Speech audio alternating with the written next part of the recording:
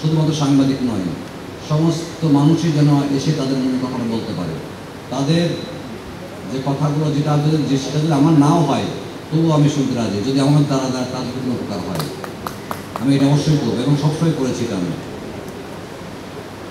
আবার ছোটোখাটো অপরাধের কথা বলা হয়েছে, কিশোর গ্যাংয়ের কথা বলে আমি কিন্তু এসেই শুনেছি কিশোর গ্যাংয়ের কথা।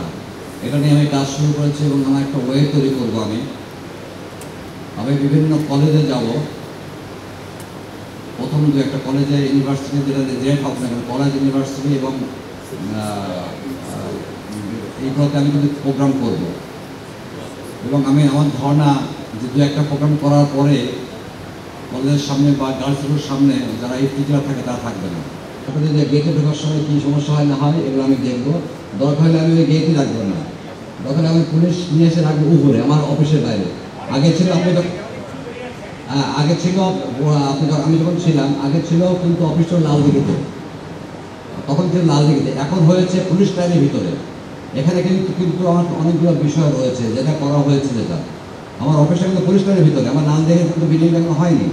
পুলিশ লাইনের ভিতরে অনেক বিষয় থাকে, যেমন ধরুন আমাদের এখানে অস্ত্রাগার রয়েছে, অনেক সেন্সিটিভ জিনিসপত্র রয়েছে, যার জন্যই হয়তো শেষ সময় করেছিলাম। কিন্তু আমি এখন চিন্তা করছি যে গেটের বাইরে নিয়ে এসে আমার অফিসের পরে নিয়ে এসে একটা করে গেট বানাই দেবো কেন, যাতে এদিকে না আসতে পারে, ওইদিকে আমার অফিসে যেতে পারে।